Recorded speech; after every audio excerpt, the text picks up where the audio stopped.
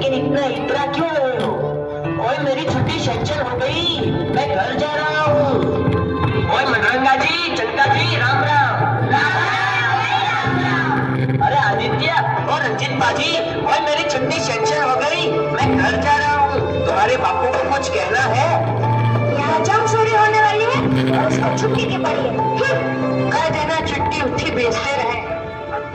ओ चंदाराम जी, सत श्री अकाल। ओए मंजितिया मंजितिया मंजितिया, हाथ मिला, छुट्टी सेंक्शन हो गई, मैं घर जा रहा हूँ।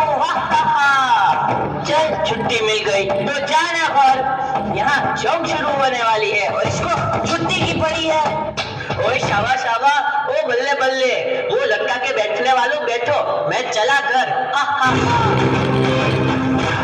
मथुरा दास जी, आप खुश हैं कि आप घर जा रहे हैं, मगर खुशी का ये बेहुदा नाच जो आप अपने भाइयों के साथ कर रहे हैं अच्छा नहीं लगता। आपकी छुट्टी मंजूर हुई है क्योंकि आपके घर में आपकी माँ बीमार है।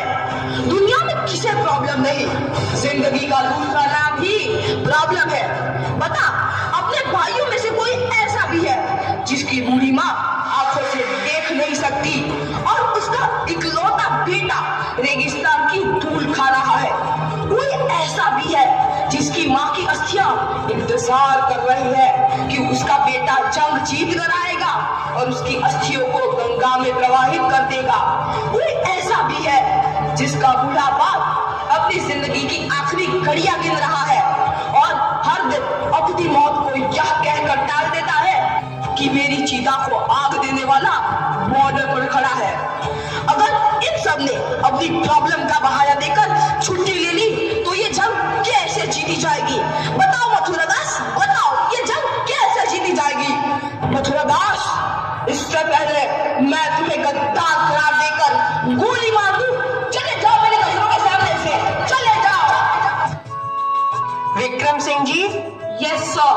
हम सब यहाँ फौज में किसी न किसी मकसद से आए हैं, लेकिन हमें कुछ होता है तो हमारे घर वालों को देखने के लिए कोई न कोई है।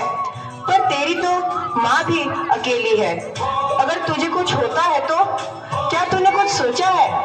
तेरी माँ का क्या होगा? फिर तू यहाँ फौज में। सभी सैनिकों को सूचित किया जाता है कि जंग कभी भी शुरू हो सकती है, सभी सैनिक तैयार रहे। आई रिपीट, सभी सैनिक तैयार रहे। जवानों, यस सर। इस इलाके की सबसे ऊंची चोटी पर मैं अपने तिरंगे को लहराते हुए देखना चाहता हूँ। यस सर, हम अपनी जान की बाजी लगा देंगे, आपका सपना पूरा करेंगे, आप तिरंगा अवश्य लहराएंगे। मथुरा प्रसाद, तुम यहाँ? तुम तो घर जाने वाले थे। सर, आपने मेरी आंखें खोल दी। एक सैनिक के लिए देश से बढ़कर कोई दूसरी जिम्मेदारी नहीं होती। यह जंग जीतने के बाद ही मैं अपने घर जाऊंगा सर। मथुरा प्रसाद, सुबह का बुला यदि शाम को घर लौटा है तो उसे भूला नहीं कहते। Yes sir. हिंदुस्तान जिंदाबाद, हिंदुस्तान जिंदाबाद।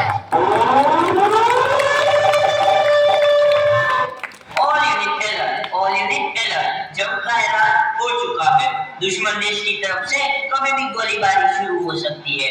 सारी बटालियन अपनी पोजीशन पर पहुंचे। आई रिपीट, सारी बटालियन अपनी पोजीशन पर पहुंचे। दुश्मन देश की तरफ से कभी भी गोलीबारी शुरू हो सकती है। सारी बटालियन तैयार। Yes sir. भारत माता की जय, भारत माता की जय, वंदे मातरम, वंदे मातरम। हमला करो।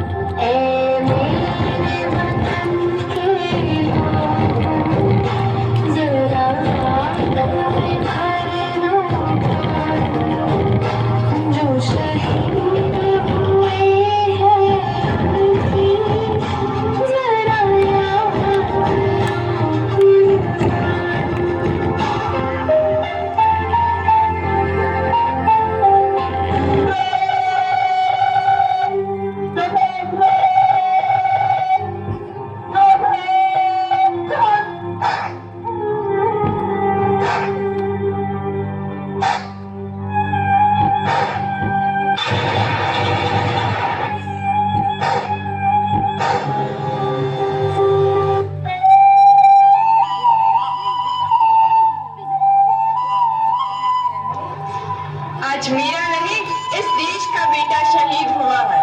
मुझे गर्व है इस बेटे की माँ होने का, जो देश के लिए कुर्बान हो गया।